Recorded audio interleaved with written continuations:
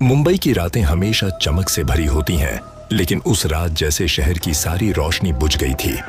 हवा में अजीब सी ठंडक थी जो जून की गर्मी में भी कंपकंपी ला रही थी। समंदर की लहरें मानो किसी अनदेखे क्रोध में थीं, जैसे किसी से बदला लेना चाहती हों। ठीक उस वक्त शाहरुख खान की कार मन्नत के गेट के सामने आकर रुकी। घड़ी ने 2:47 बजाए। बारिश की बूंदें कार की शीशे पर इस तरह टकरा रही थीं, जैसे कोई दरवाजा पीट रहा हो। ड्राइवर रमेश ने पीछे मुड़कर पूछा, साहब अंदर तक छोड़ दूं? शाहरुख ने सिर हिलाया। नहीं रमेश, मैं चला जाऊंगा, तुम घर जाओ, रात ज्यादा हो गई है। रमेश ने कार मोड़ी और गुम हो गया उस भीगी सड़कों में। शाहरुख कुछ देर गेट के बाहर खड़े रहे। उनके सामने वही घर था जिसकी दीवारों में सैकड़ों कहानियां कैद थीं। मन्नत, जो अब सिर्फ एक घर नहीं, एक रहस्य बन चुका था।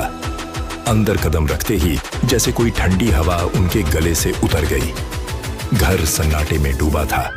सब स्टाफ अपने कमरे में सो चुका था। दीवारों पर पुरानी घड़ियों की टिक टिक और छत से टपकते पानी की बूंदें ही सुनाई दे रही थीं। शाहरुख ने जैकेट उतारी और स्टडी रूम की ओर बढ़े। उन्हें अगले दिन की शूटिंग के लिए स्क्रिप्ट पढ़नी थी। सीढ़ियां चढ़ते वक्त उन्हें लगा जैसे कोई उनके पीछे चल रहा हो, लेकिन मुड़कर देखा तो खालीपन। थक गया हूं शायद, उन्होंने खुद से कहा। स्टडी रूम में पहुंचकर उन्होंने खिड़की खोली। बाहर समंदर का शोर सुनाई दिया, लेकिन उस शोर में एक अलग तरह की गूंज थी, जैसे किसी और आवाज के साथ मिली हो। उन्होंने कॉफी बनाई, टेबल लैंप जलाया और स्क्रिप्ट के पन्ने पलटने लगे। तभी लाइट झपकी। एक पल के लिए सब कुछ अंधेरा, फिर लाइट लौटी, लेकिन कमरे में कुछ बदल चुका था। आईने के पास एक परछाई हिली थी। उन्होंने गौर से देखा, कुछ नहीं, बस उनका खुद का प्रतिबिंब। मगर तभी एक हल्की सी जैस्मिन की खुशबू आई, इतनी गहरी कि वो ठिठक गए। कमरे में कोई और नहीं था, खिड़की भी बंद थी। फिर ये खुशबू कहां से? उन्होंने आईने की तरफ देखा।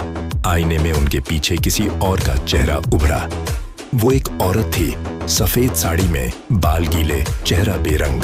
शाहरुख ने पीछे मुड़कर देखा, वहां कोई नहीं था। फिर आईने की तरफ देखा, वो चेहरा अब मुस्कुरा रहा था। अचानक आईने में दरार पड़ी, जैसे किसी ने भीतर से मुक्का मारा हो। शाहरुख पीछे हटे, दिल धड़कने लगा। उन्होंने खुद को संभाला, बस भ्रम है।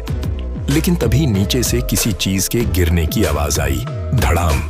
वो सीढ़ियां उतरते हुए पहुंचे। देखा, एक पुराना आईना टूटा पड़ा था, वही जो कुछ दिन पहले किसी सेठ से लाया गया था, जिसे उन्होंने सजावट के लिए रखवा दिया था। आईने के टुकड़ों में वही चेहरा झलक रहा था, वही औरत। हर टुकड़े में उसकी मुस्कान, जैसे कह रही हो, तुमने मेरी जगह ले ली। अगली सुबह वो बेचैन थे। उन्होंने नौकर से पूछा, ये आईना कहां से आया था? बूढ़े नौकर ने धीरे से कहा, साहब, ये आईना पुराने बंगले से मिला था जो यहाँ पहले था। उसके मालिक की बीवी रुक्मिणी जी, वो एक्ट्रेस थीं, उनकी मौत यहीं हुई थी। शाहरुख ने पूछा, कैसे?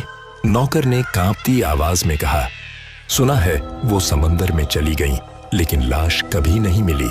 उस दिन से मन्नात में अजीब चीजें होने लगीं। रात को कमरे के दरवाजे अपने आप खुलने लगे, दीवारों पर परछाइयां चलने लगीं। कई बार शाहरुख को लगता कोई उनके कान में फुसफुसा रहा है। एक रात उनके फोन पर एक अनजान मैसेज आया, शी इज वेटिंग। उन्होंने नंबर देखा, कोई नहीं। कई दिनों बाद एक रात उन्होंने तय किया कि वो उस पुराने कमरे को फिर देखेंगे जहां आईना टूटा था। कमरे में धूल जमी थी, लेकिन अब दीवार पर कुछ नया था। पेंट के नीचे से किसी ने उंगलियों से लिखा था, रुक्मिणी। उन्होंने दीवार पर हाथ रखा।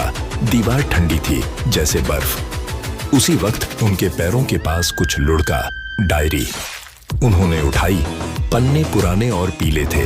पहले पन्ने पर लिखा था, अगर कोई मेरी जगह ले तो उसे मेरी कहानी पूरी करनी होगी। उन्होंने पढ़ना शुरू किया। रुक्मिणी की कहानी, एक उभरती हुई एक्ट्रेस जिसने प्यार में धोखा खाकर अपनी जान दे दी, लेकिन मरने से पहले उसने वादा किया था कि उसकी कहानी कोई बताएगा, नहीं तो वो लौट आएगी। डायरी के आखिरी पन्ने पर लिखा था, जिस दिन मेरी कहानी फिर से कही जाएगी, मैं लौट आऊंगी। अचानक कमरे की खिड़की अपने आप खुली। तेज हवा आई और डायरी के पन्ने पलटने लगे। जैस्मिन की खुशबू फिर से भर गई। शाहरुख ने खिड़की बंद करने की कोशिश की, पर तभी शीशे पर पानी की बूंदों से उभरा एक शब्द, थैंक यू। उन्होंने पीछे मुड़कर देखा। रुक्मिणी खड़ी थी। वही सफेद साड़ी, वही गीले बाल, वही खाली आंखें। वो धीरे धीरे आगे बढ़ी और बोली, तुम वो हो जो मेरी जगह ले चुके हो, अब मेरी कहानी पूरी करो। शाहरुख ने कहा, कैसी कहानी? वो मुस्कुराई, जिसे तुम निभाओगे, फिल्म में नहीं असल में। और अगले ही पल वो गायब। अगले कुछ दिन शाहरुख के लिए जैसे बुरे सपने थे। हर शूट पर कुछ न कुछ गड़बड़ होती। कैमरे अपने आप बंद हो जाते, लाइटें फट जाती और सबसे अजीब, जो भी सीन रुक्मिणी के जैसे किरदार से जुड़ा होता, उसके आसपास ठंड बढ़ जाती। एक रात वो घर लौटे और स्टडी में बैठे। सामने वही टूटा आईना पड़ा था, पर अब वो खुद को नहीं देख पा रहे थे। कांच में बस धुंध थी। उन्होंने उसे छुआ और ठंड की एक लहर पूरे शरीर में दौड़ गई। अचानक आईने में किसी और की आवाज आई, मेरी कहानी अधूरी है, तुम उसे पूरा करोगे। अगले दिन उन्होंने अपने पुराने डायरेक्टर दोस्त करण को बुलाया। बोले, मुझे एक फिल्म बनानी है, एक ऐसी औरत की जो मौत के बाद भी लौटती है। करण ने कहा, क्या तुम ठीक हो?